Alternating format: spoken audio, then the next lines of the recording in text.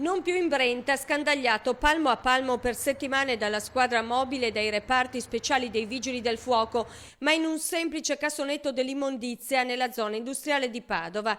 Lì sarebbe stato gettato il corpo senza vita di Isabella Noventa, la segretaria di Albignasego, uccisa nella notte tra il 15 e il 16 gennaio. Lo racconta Freddy Sorgato, ex fidanzato di Isabella, camionista con la passione del ballo e un conto corrente da capogiro, in carcere dal 16 febbraio assieme alla sorella Deborah e alla tabaccaia Manuela Cacco, sua amante e complice nell'omicidio di Isabella.